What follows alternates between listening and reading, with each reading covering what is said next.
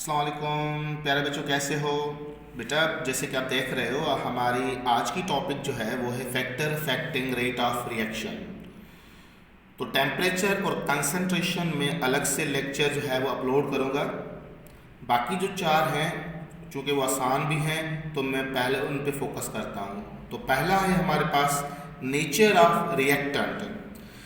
Nature of reactant हम किस तरह से एक्सप्लेन करते हैं, याद रहे बेटा, हम एक्सप्लेन करते हैं activation energy base, state base और type of reaction base discuss करते हैं। मिसाल के तौर पर वो रिएक्टेंट जिनकी एक्टिवेशन एनर्जी बहुत ज़्यादा होती है, वो जिनकी एक्टिवेशन एनर्जी बहुत ही ज़्यादा होती है, तो याद रहे बेटा वो रिएक्शन जो है उनका रेट जो है वो स्लो होता है। उनका रेट ऑफ रिएक्शन क्या होता है? स्लो होता है। और वो जिनकी एक्टिवेशन एनर्जी कम होती है वो रिएक्शन ज़्यादातर फास्ट होते हैं। तो नंबर वन पॉइंट आपको जो नोट करनी है, nature of reactant based activation energy, यानी कि वो रिएक्टेंट जिनकी एक्टिवेशन एनर्जी कम होती है वो रिएक्शन फास्ट होते हैं, और वो जिनकी एक्टिवेशन एनर्जी ज़्यादा होती है वो रिएक्शन स्लो होते हैं। जैसा कि हम पहले भी डिस्कस कर चुके हैं, मैं दोबारा नोट करवा देता हूँ। ये देखें, कार्बन मोनोऑक्साइड की एक्टिवेशन एनर्जी बहुत ज़्यादा है और NO की एक्टिवेशन एनर्जी बहुत कम है, लिहाजा NO वाला जो रिएक्शन है वो क्या है? फास्ट है, और CO वाला रिएक्शन क्या है? आपका स्लो है। तो याद रहे वो मॉलिक्यूल जो रिएक्टेंट साइड पर आप रिएक्शन करवा रहे हो उनका रेट ऑफ रिएक्शन किस तरह से डिटरमाइन करोगे। जिनकी एक्टिवेशन एनर्जी बहुत ज़्यादा होगी वो रिएक्शन स्लो होगा, जिनकी एक्टिवेशन एनर्जी कम होगी वो रिएक्शन बहुत ज़्यादा फास्ट होगा। Second point, that is state. State का मतलब सॉलिड लिक्विड गैसेस की बात कर रहा हूं। अगर जो होमोजीनियस है, होमोजीनियस रिएक्टेंट का मतलब ये होता है कि तमाम चीज़ें जो ले रहे हो वो सब की सब एक फेस में हो। जैसे कि मैं अगर ले रहा हूँ A, ये भी गैस में है, B भी आपकी गैसेस में है, और प्रोडक्ट भी आपकी AB जो बन रही है वो भी गैस से बन रही है। This is called homogeneous system. तो याद रहे होमोजीनियस सिस्टम जो है उनका रेट ऑफ रिएक्शन ज़्यादा होता है देन हेट्रोजीनियस। हेट्रोजीनियस के कंपेयर इनका रिएक्शन क्या होता है? फास्ट होता है। होमोजीनियस का रेट ऑफ रिएक्शन ज़्यादा होता है देन हेट्रोजीनियस। तो स्टेट इस तरह से आप एक्सप्लेन करोगे। टाइप ऑफ रिएक्शन देखें, इनऑर्गेनिक है या ऑर्गेनिक है, दैट्स वेरी इंपॉर्टेंट। इनऑर्गेनिक का रेट ऑफ रिएक्शन बहुत ज़्यादा होता है, मैं पहले भी एक्सप्लेन कर चुका हूँ। जैसे अगर आपको एक कोई ऑर्गेनिक कंपाउंड से एग्जांपल दिया जाए और एक इनऑर्गेनिक कंपाउंड से एग्जांपल दिया जाए और आपसे कहे किसका रेट ऑफ रिएक्शन ज़्यादा होगा, आप आंख बंद के कहें इनऑर्गेनिक का ज़्यादा होगा। मैं आपको दे रहा हूँ एक एग्जांपल, HCl अपना सिल्वर नाइट्रेट है, और आपका दूसरा है react with the sodium chloride है। एक रिएक्शन ये है। दूसरा रिएक्शन मैं आपको दे रहा हूं एसिटिक एसिड ट्रीटेड विद, इसके साथ रिएक्शन करवा देते हैं बेटा, इसका रिएक्शन करवा देते हैं इथेनॉल के साथ, एस्टरिफिकेशन। अब इन दोनों में रेट ऑफ रिएक्शन किसका ज्यादा होगा? ऑब्वियसली ये इनऑर्गेनिक रिएक्शन है, इसका रेट ऑफ रिएक्शन बहुत ज्यादा होगा। तो इस तरह से आप डिटरमाइन करोगे रेट ऑफ रिएक्शन। तो ये तीनों पॉइंट्स पे फोकस करनी है। इंटरेस्ट सवाल है activation energy base, state base और reaction type reaction base, organic है या इनऑर्गेनिक है। बात में आई, आसान, इतना मुश्किल नहीं है। उसके बाद नेक्स्ट जो पॉइंट है, that's again very important point, वो है आपकी कैटलिस्ट।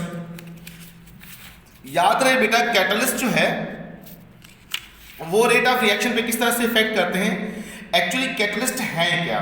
कैटलिस्ट जो है वो केमिकल सब्सटेंस होते हैं, और इनका काम क्या होता है? इनका काम होता है कि वो जो है पॉजिटिव कैटलिस्ट हैं या नेगेटिव कैटलिस्ट हैं। ये बेसिकली ये फैसिलिटेट करते हैं रेट ऑफ रिएक्शन को, alter change the path of reaction.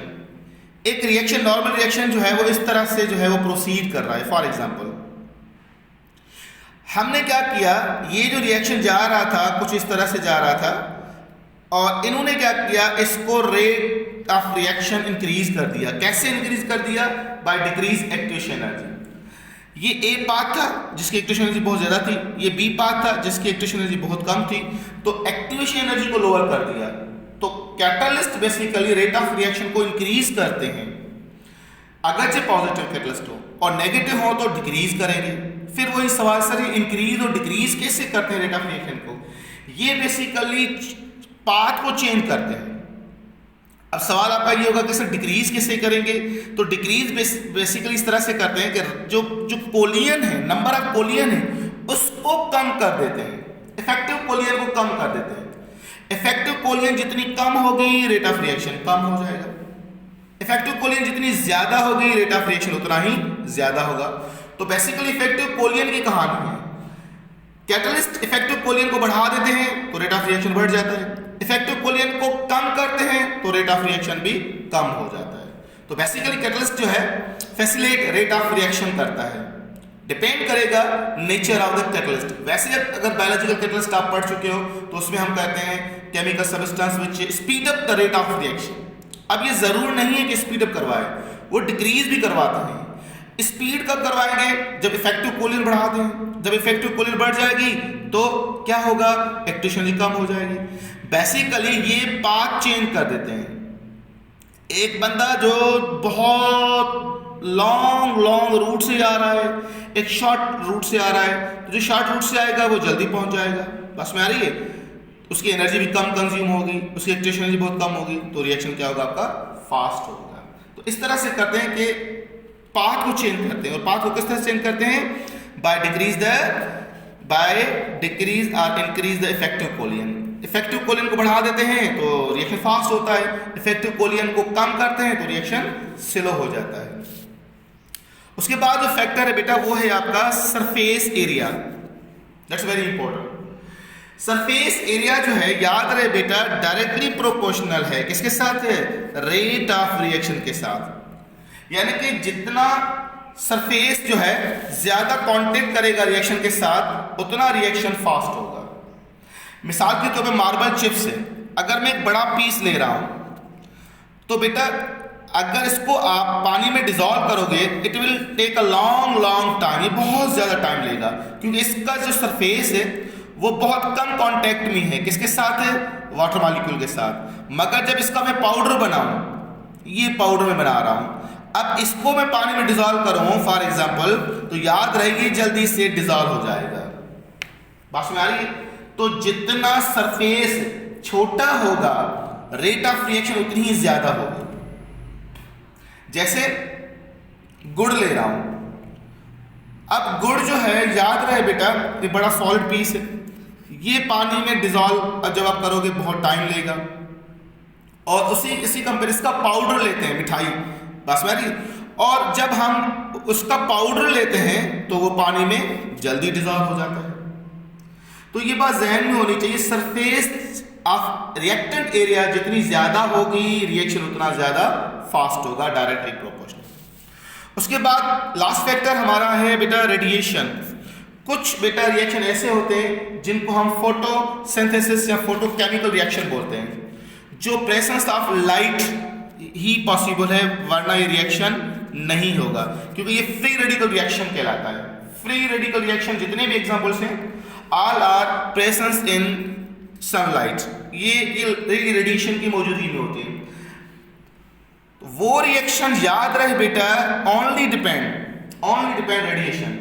जितनी रेडिएशन बढ़ेगा, जितनी इंटेंसिटी ऑफ लाइट बढ़ेगी तो बेसिकली नंबर ऑफ फोटॉन्स बढ़ेंगे, और जितने नंबर ऑफ फोटॉन्स बढ़ेंगे उतना फ्री रेडिकल रिएक्शन जल्दी होगा। और इनके एग्जांपल्स क्या है बेटा? ऑल फ्री रेडिकल रिएक्शन, जितने भी फ्री रेडिकल रिएक्शन है, या फोटोसिंथेसिस रिएक्शन है, जैसे कार्बन डाइऑक्साइड वाटर रिएक्शन करके ग्लूकोज बनाते हैं, वो तमाम के तमाम रेडिएशन डिपेंडेंट है, ये कंसंट्रेशन पे डिपेंड नहीं करते हैं। इनको हम जीरो ऑर्डर रिएक्शन बोलते हैं। ये हम आगे डिस्कस करेंगे जब हम ऑर्डर ऑफ रिएक्शन डिस्कस करेंगे। बस में आई? तो ये छोटी पॉइंट्स थी बेटा, चारों पॉइंट्स बड़ी आसान, इतनी मुश्किल नहीं है, तो ये आप मेमोराइज कर दें। नेक्स्ट लेक्चर हम टेम्परेचर पे देंगे, चूंकि टेम्परेचर पे थंब रूल डिस्कस करेंगे तो मैंने सोचा इसके लिए अलग क्लिप बनाऊंगा। कंसंट्रेशन बेस पर मैं 2 क्लिप्स अलग बनाऊंगा क्योंकि वो फिर उसके अंदर ऑर्डर ऑफ रिएक्शन भी हम डिस्कस करेंगे। तो इन 4 फैक्टर्स को थोड़ा सा हाईलाइट इसलिए मैंने किया, ये आसान भी है और ये कि इन चारों पॉइंट्स पे फोकस कीजिए। नेक्स्ट इंशाल्लाह हमारा लेक्चर होगा वो टेम्परेचर बेस होगा और लास्ट में कंसंट्रेशन बेस होगा। अपना ख्याल कीजिएगा बेटा। अल्लाह हाफिज़।